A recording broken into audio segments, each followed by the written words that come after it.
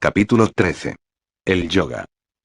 Los practicantes del yoga persiguen la unión con el sí mismo. Yoga es la palabra sánscrita para unión, por medio de ejercicios característicos mentales y físicos. La mayor parte de estos ejercicios pueden ser rastreados hasta los Yoga Sutras de Patanjali, los cuales fueron escritos hace alrededor de 2000 años. El sistema de Patanjali, conocido como Raja Yoga, contiene 8 niveles y prácticas característicos. 1. Llama conducta de vida en relación a los demás: evitar la falsedad, el robo, el perjuicio a los demás, la sensualidad y la codicia. 2. Niyama conducta hacia uno mismo: limpieza, tranquilidad, austeridad, estudio y devoción. 3. Asana, ejercicios de estiramiento, curvamiento y equilibrio. Estos ejercicios hoy en día se conocen colectivamente como Hatha Yoga. 4. Pranayama, ejercicios respiratorios cuyo propósito es controlar la mente. 5. Pratyahara, retirar la atención del cuerpo y de los sentidos. 6. Dharana, concentración de la mente. 7. Dhyana, meditación. 8. Samadhi, contemplación ininterrumpida de la realidad. La mayoría de estas prácticas pueden encontrarse en otros sistemas espirituales. La única excepción son el Hatha Yoga y el Pranayama, y son estas las que dan al Raja Yoga su carácter distintivo. Cuando los visitantes preguntaban a Sri Ramana sobre estas prácticas, él usualmente criticaba el Hatha Yoga a causa de su obsesión con el cuerpo. Es una premisa fundamental de sus enseñanzas que los problemas espirituales solo pueden resolverse controlando la mente, y debido a esto, él nunca alentaba la práctica de disciplinas espirituales que se dedicaban primariamente al bienestar del cuerpo. Sri Ramana tenía una opinión más elevada del pranayama, control del soplo, y decía que era una ayuda útil para aquellos que no podían controlar su mente de otra manera, pero en conjunto tendía a considerarlo como una práctica de principiante. Sus puntos de vista sobre los otros aspectos del Raja Yoga, tales como la moralidad, la meditación y el samadhi, se han tratado en capítulos separados. En adición al Raja Yoga hay otro sistema popular llamado el Kundalini Yoga. Los practicantes de este sistema se concentran sobre los centros psíquicos, chakras, en el cuerpo a fin de generar un poder espiritual que ellos llaman Kundalini.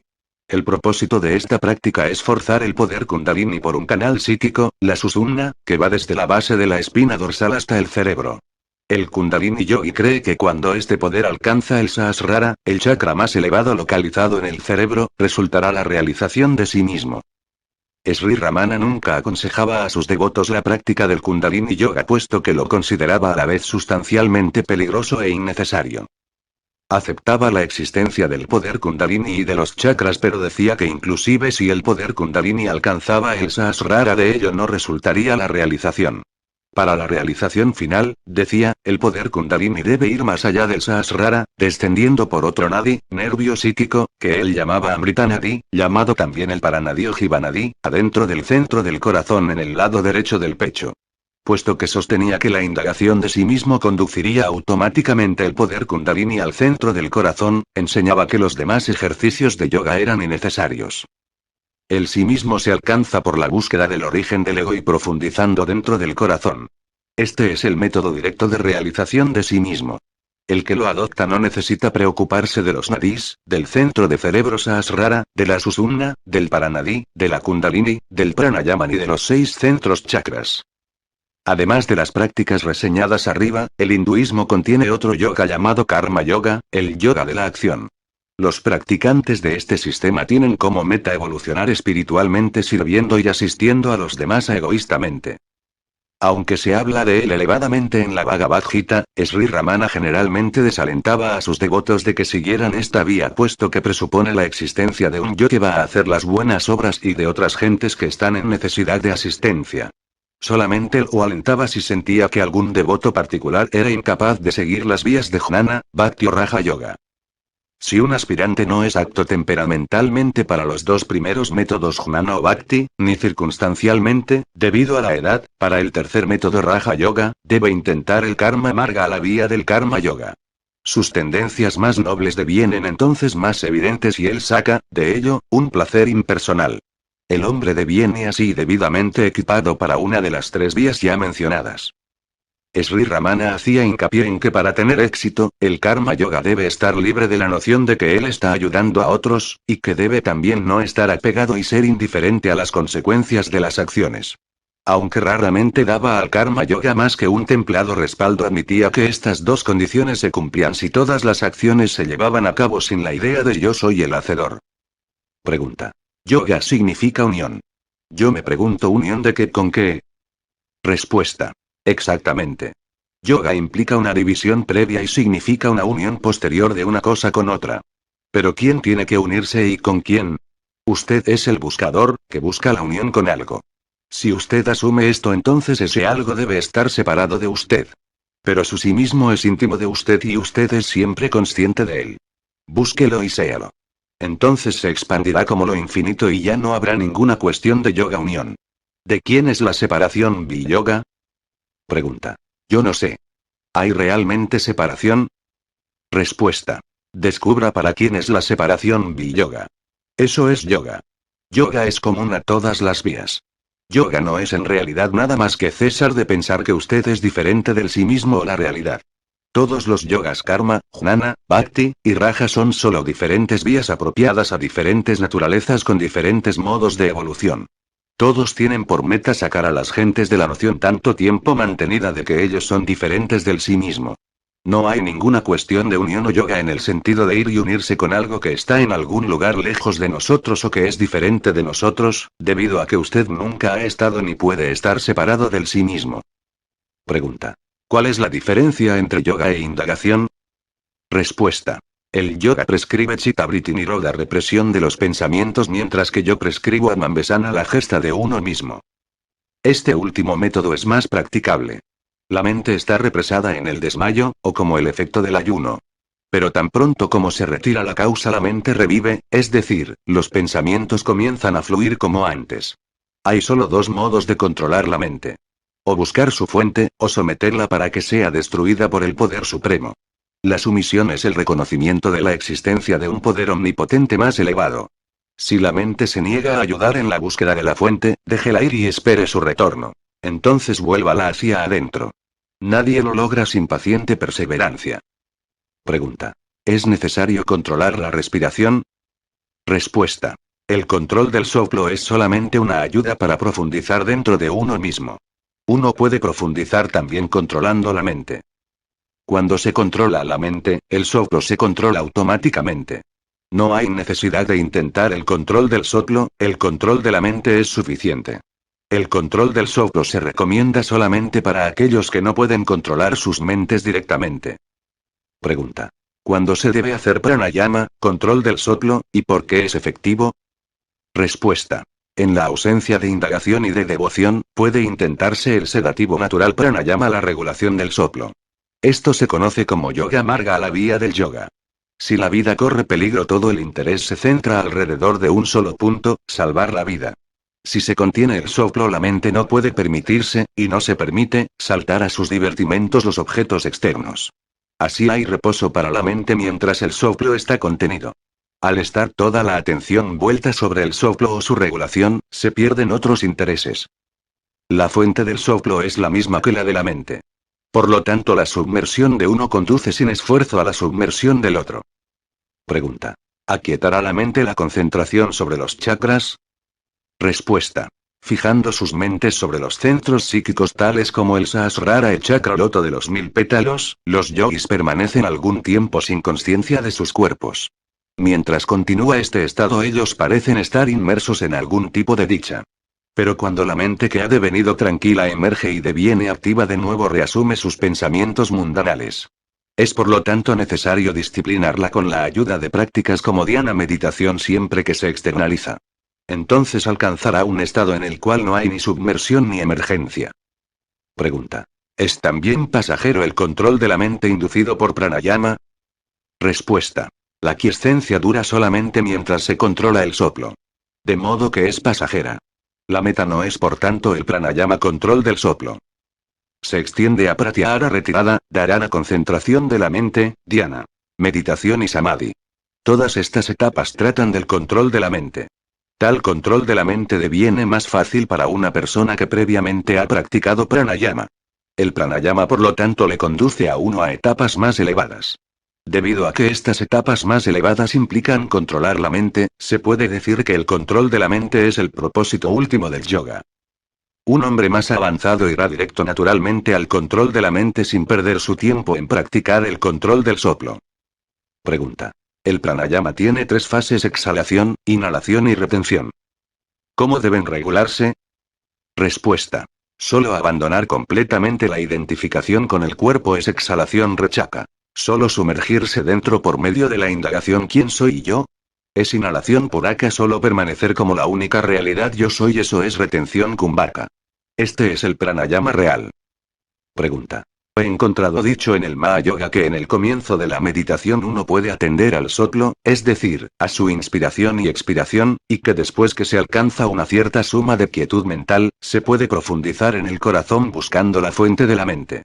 Yo estaba llanamente necesitado de una tal sugerencia práctica. ¿Puedo seguir este método? ¿Es correcto? Respuesta. La cosa es matar la mente como sea.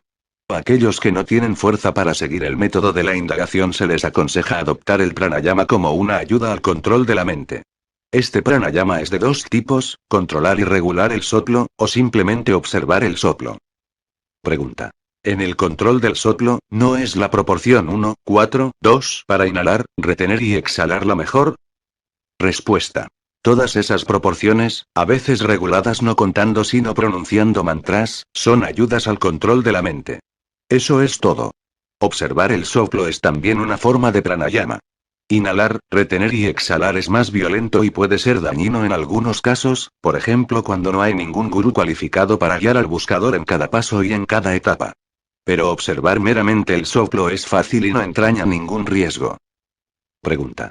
¿Es la manifestación de Kundalini Sakti el poder Kundalini posible solamente para aquellos que siguen la vía yógica de adquirir Sakti poder, o es posible también para aquellos que siguen la vía de la devoción Bhakti o del amor Prema? Respuesta. ¿Quién no tiene Kundalini Sakti? Cuando se conoce la naturaleza real de esa Sakti, se llama Akandakara Vritti, conciencia indivisa, o Aham es purana efulgencia de yo. Kundalini Sakti está aquí para todas las gentes sea cual sea la vía que sigan. Es solamente una diferencia en el nombre. Pregunta. Se dice que la Sakti se manifiesta en 5 fases, en 10 fases, en 1 centenar y en 1 millar de fases. ¿Cuál es verdadero? ¿5, 10, 100 o 1000? Respuesta. La Sakti tiene solamente una fase. Si se dice que se manifiesta en varias fases, es solamente una manera de hablar.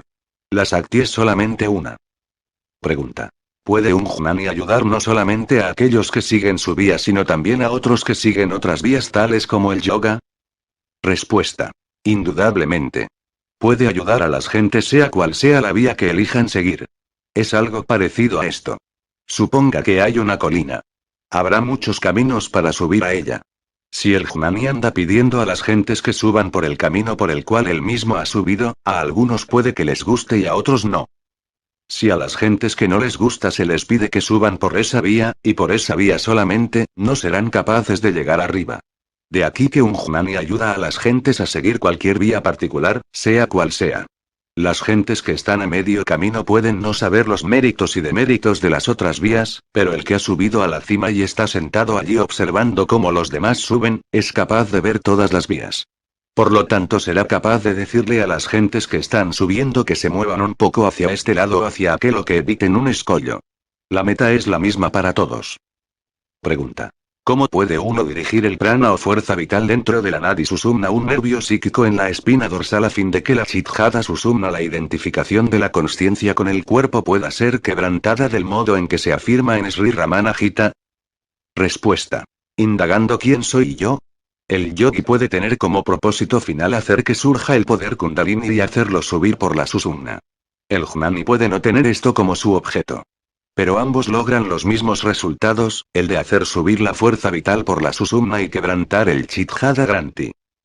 Kundalini es solamente otro nombre para Atma o sí mismo o Sakti. Hablamos de ella como estando dentro del cuerpo, debido a que nosotros nos concebimos a nosotros mismos como limitados por este cuerpo. Pero está en realidad a la vez dentro y fuera, y no es diferente del sí mismo o la Sakti del sí mismo. Pregunta. ¿Cómo batir las nadis, nervios psíquicos, a fin de que la Kundalini suba por la Susumna? Respuesta. Aunque el yogi puede tener sus métodos de control del soplo para este objeto, el método del Jnani es solamente el de la indagación. Cuando por este método la mente se sumerge en el sí mismo, la Saktyo Kundalini, la cual no está separada del sí mismo, surge automáticamente. Los yogis dan la máxima importancia al ascenso de la Kundalini hasta el Sahasrara, el centro cerebral o el loto de los 1000 pétalos. Apuntan la afirmación de las escrituras de que la corriente vital entre en el cuerpo a través de la fontanela y argumentan que, habiendo sobrevenido Viyoga a la separación de ese modo, el yoga a la unión debe efectuarse también del modo inverso. Por lo tanto, dicen, por la práctica del yoga nosotros debemos juntar los pranas y entrar en la fontanela para la consumación del yoga. Los jnanis señalan por otra parte que el yogi asume la existencia del cuerpo y su separación del sí mismo. Solamente si se acepta este punto de vista de la separatividad puede el yogi aconsejar el esfuerzo por la reunión mediante la práctica del yoga. De hecho, el cuerpo está en la mente, la cual tiene el cerebro por sede. Que el cerebro funciona por la luz prestada de otra fuente es admitido por los yogis mismos en su teoría de la fontanela. El jnani, además, argumenta: si la luz es prestada debe venir de su fuente nativa. Vaya a la fuente directa y no dependa de recursos prestados. Esa fuente es el corazón, el sí mismo. El sí mismo no viene de ninguna otra parte ni entra en el cuerpo a través de la coronilla de la cabeza. Es lo que es, siempre brillante, siempre estable, inmutable e incambiable. El individuo se confina a sí mismo a los límites del cuerpo o de la mente cambiantes, los cuales derivan su existencia del sí mismo inmutable. Todo lo que se necesita es abandonar esta identidad errónea, y hecho eso, se verá que el sí mismo siempre brillante es la única realidad no dual. Si uno se concentra sobre el Sahasrara no hay ninguna duda de que sobreviene el éxtasis del Samadhi.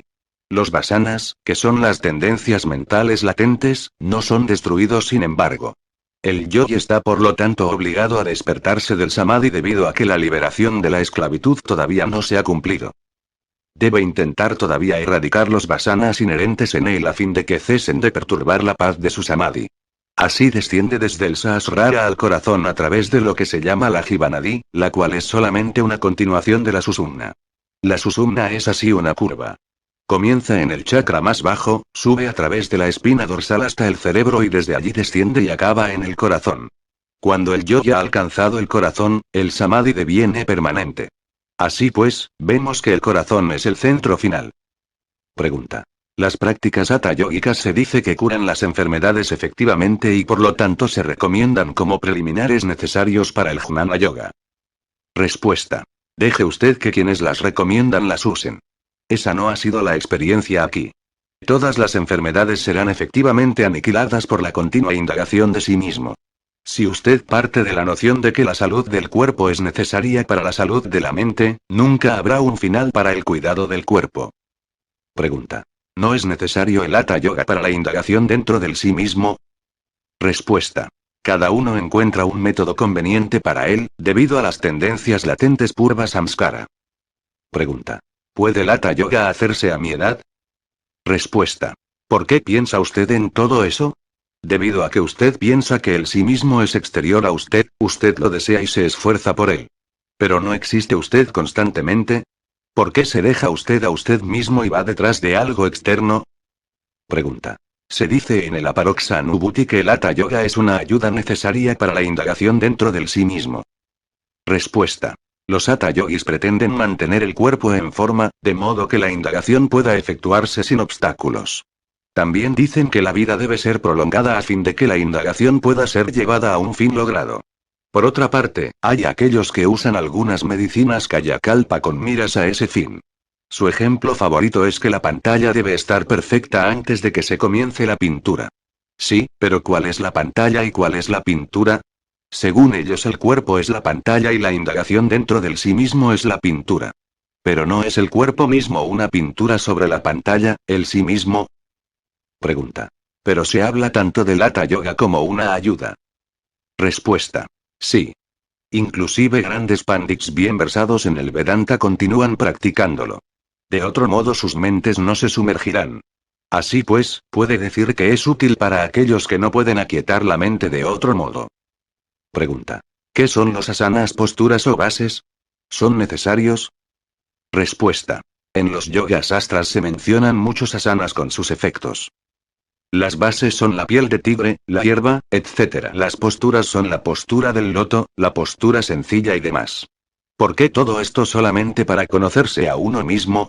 La verdad es que del sí mismo surge el ego, se confunde a sí mismo con el cuerpo, toma erróneamente el mundo como real, y entonces, cubierto de amor propio egoísta, piensa desatinadamente y busca sanas bases.